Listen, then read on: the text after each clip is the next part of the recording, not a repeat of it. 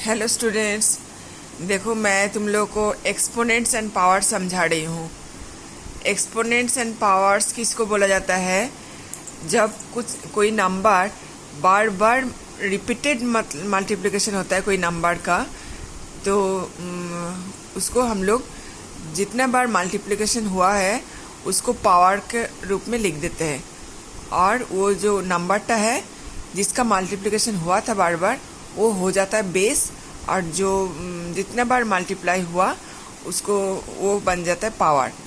जैसे देखो मैं समझा रही हूँ। सोचो एक तो नंबर है, तो ए सोचो 3 बार मल्टीप्लाई हुआ है, ठीक है। तो इसको हम लोग ऐसे लिख सकते हैं, ए क्यूब। 3 को क्यूब बोला जाता है। 2 रहता है तो स्क्वायर, 3 रहता है तो क्यूब, 4 रहेगा तो हम लोग बोलेंगे 2 दी पावर 4। ऐसे जब बार बार मल्टीप्लिकेशन होता है कुछ नंबर का, तो उसको हम लोग पावर में लिख देते हैं, ठीक है। यहाँ पर एक तो नंबर यहाँ पर 3 बार मल्टीप्लाई हुआ था, तो उसका पावर बन जाएगा 3। तो इसको बोला जाता है पावर और एक्सपोनेंट, और इसको बोला जाता है बेस। मतलब जो नंबरटा मल्टीप्लाई हुआ था वो नंबरटा खुद बन जाता है बेस, और जितना बार मल्टीप्लाई हुआ था वो हो जाता है पावर। आया समझ में? बी भी हो सकता है यहाँ पर कुछ भी नंबर, तो जितना बार मल्टीप्लाई होता है वो हो जाता है पावर, और जो नंबर है वो हो जाता है बेस। सोचो नंबर देके देखो। सोचो 2 का 2 बार मल्टीप्लाई हुआ, तो इसका पावर, इसको हम लोग ऐसे लिखेंगे, 2 स्क्वायर। 2 का स्क्वायर, 2 को 2 बार होता है तो उसको स्क्वायर बोला जाता है, 3 बार होता है तो क्यूब बोला जाता है, 4 टाइम्स होगा तो 2 दी पावर 4, 5 बार होगा तो 2 दी पावर 5, 100 टाइम्स होगा तो 2 दी पावर 100, ऐसा करके लिखेंगे, ठीक है। ये बेस है, ये पावर है। किसका मल्टीप्लिकेशन हुआ था? 2 का, और कितने बार हुआ था? 2 बार, इसलिए हम लोग 2 दी पावर 2 हुआ। सोचो 6 है, 6 सोचो 4 बार मल्टीप्लाई हुआ, तो ये हो जाएगा, इसको हम लोग ऐसे लिख सकते हैं, 6 टू दी पावर 4, ठीक है। 5 बार हुआ तो 6 टू दी पावर 5, 6 बार हुआ तो 6 टू दी पावर 6, 7 बार हुआ तो 6 टू दी पावर 7। ये नंबरटा अगर तुमको दिया गया, सोचो 6 टू दी पावर 4 दिया गया, इसका मतलब क्या? 4 बार 6 multiplied 4 times, 6 into 6 into 6 into 6, ठीक है। 6 टू दी पावर 4 मतलब 4 बार 6 को मल्टीप्लाई करना होगा, 6 इंटू 6 इंटू 6 इंटू 6, 4 टाइम्स 6। ये 6 होता है बेस, और ये 4 होता है पावर, ठीक है।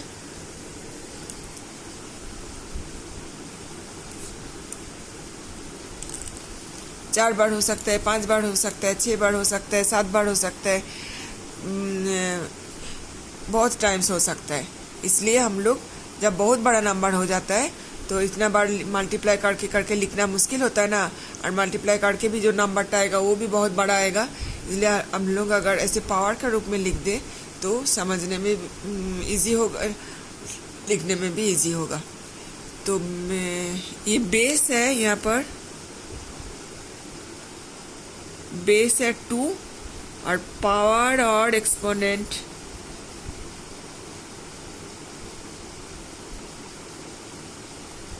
Equal to 2।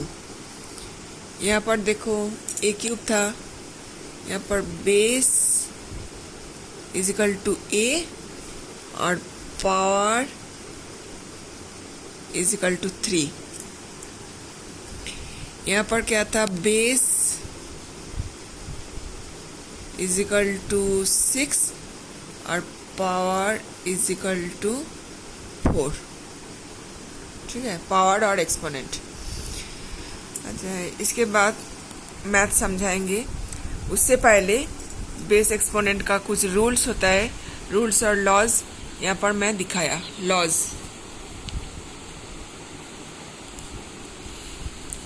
जैसे देखो a to the power m into a to the power n, ठीक है। यहाँ पर बेस सेम है, ए यहाँ पर भी बेस सेम है, पावर डिफरेंट है। तो कैसे हो जाता है मल्टीप्लिकेशन के time a to the power m plus n. मतलब कुछ नंबर सोचो यहाँ पर m टाइम्स मल्टीप्लाई हुआ और वही नंबरটা n टाइम्स मल्टीप्लाई हुआ, तो वो दोनों को मल्टीप्लाई करना है, तो वो नंबरটা पावरটা प्लस कर देना, वो हो जाएगा। मतलब ए सोचो कुछ नंबर है और m उसका पावर है और n उसका पावर है। मैं देखो समझा, नंबर देके समझा रही हूँ। सोचो 3 to the power 5 into 3 to the power 7, तो इसको हम लोग बोल सकते 3 to the power 5 plus 7 is equal to 3 to the power 12। Base same होगा तो मल्टीप्लिकेशन के टाइम पावर प्लस हो जाता है।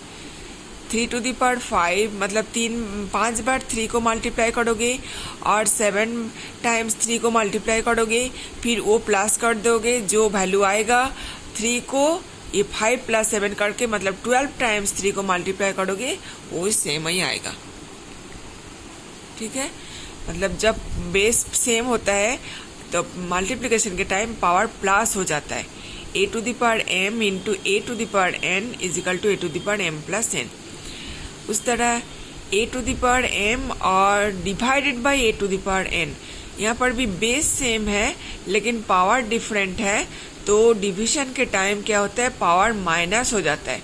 यहाँ पर सोचो ए टू द पावर 8 था और यहाँ पर ए टू द पावर 3 था, तो ये हो जाएगा a to the power 8 minus 3 is equal to a to the power 5। और सुनो ए टू द पावर सोचो m था, फिर उसका पावर n था, तो a to the power mn हो जाएगा। सोचो ए टू द पावर 5 था और होल टू द पावर 3 था, तो यहाँ पर हो जाएगा a to the power 5 into 3 15, a to the power 15 हो जाएगा। फिर सोचो a by b whole to the power n है, तो इसका मतलब है a to the power n divide by b to the power n, a to the power n divide by b to the power n।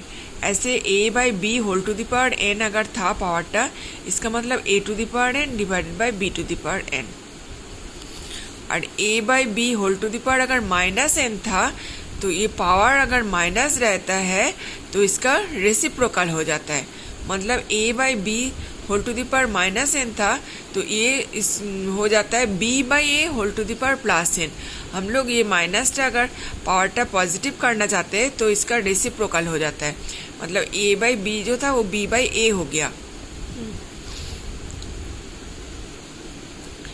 और है a by b whole to the power 0 is equal to 1।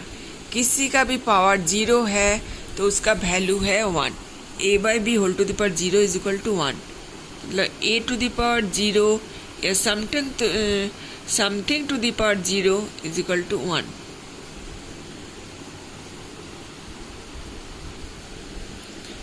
समझ में आया?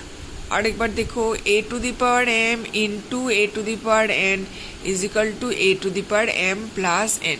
यहाँ पर एक तो example देख के दिखाया। सोचो 3 टू द पावर m है 5 है और 3 टू द पावर 7 है, मतलब बेस दोनों का 3 था, एक बार पावर 5 था और एक बार पावर 7 था, तो उसको हम लोग लिख सकते 3 to the power 5 plus 7 is equal to 3 to the power 12। हाँ, और जब डिवीजन रहेगा बेस सेम है और डिवीजन है तो पावर माइनस होगा। A to the power m by a to the power n is equal to a to the power m minus n। सोचो a to the power 7 by a to the power 5 is equal to हम लोग लिख सकते a to the power 7 minus 5 is equal to a to the power 2, मतलब a का square. A to the power m सोचो a to the power 5 whole to the power 3।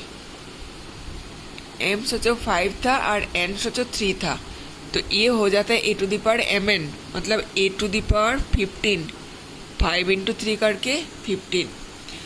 और ये a by b whole to the power n सोचो 5 by 7 whole to the power 3 था, तो ये a to the power n by b to the power 1, 5 का भी cube 7 का भी क्यूब।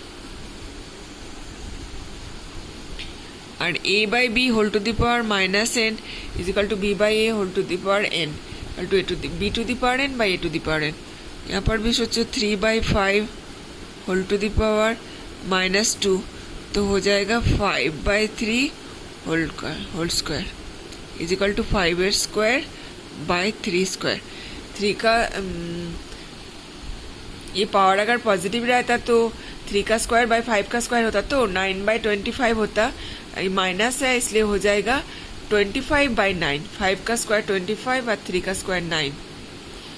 और किसी का भी पावर 0 रहेगा तो 1 होगा। फ्रैक्शन में रहे क्या होल नंबर रहे कुछ भी रहे, किसी का भी पावर 0 है, होल टू द पावर 0 मतलब 1। ठीक है, अभी आज रूल सिखाया, इसके बाद इसका मैथ सॉल्व करके दिखाएंगे।